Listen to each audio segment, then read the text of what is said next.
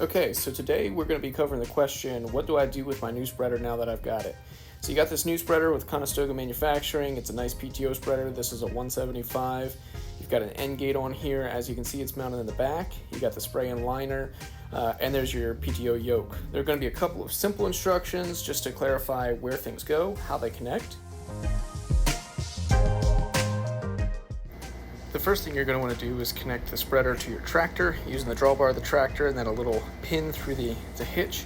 You can see how that hitch is actually adjustable. There are two bolts that hold the top and bottom in place. You can move those upward or downward, whatever's easiest to make it level for your tractor.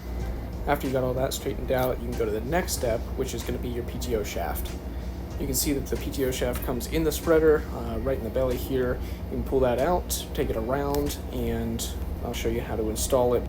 Shaft is right here. I just laid it in position. I'm actually going to take this end right here, and there's going to be a little spring right here, if you can see it, that I can push. That's the lock to leave the shaft on. So I'm just going to go right up to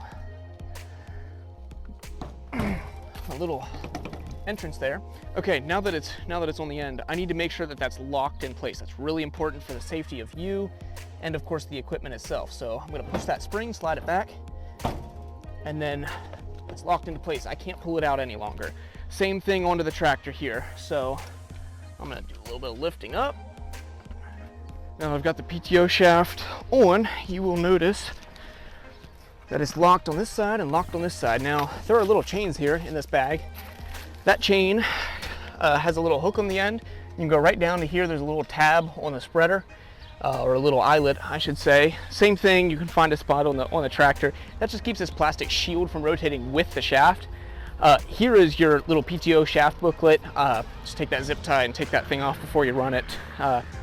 You will notice that it's locked on both sides, therefore it is safe and secured, mounted nice and tight. Now the last piece is my end gate, which I got two hoses here.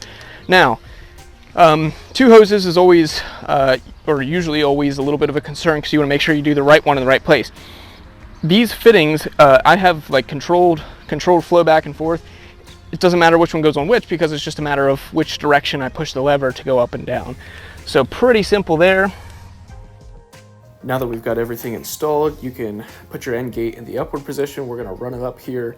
That way you can see what it's like in spreading action. So this would be once you're loaded and you're out in the field, you're ready to spread, you can raise it into this position.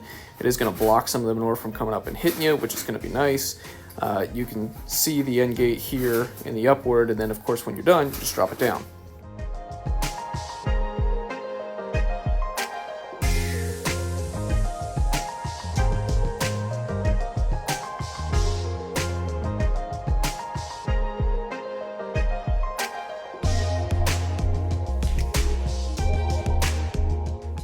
Hopefully this visual has been helpful for you. If you have any doubts or concerns, just make sure everything is secured.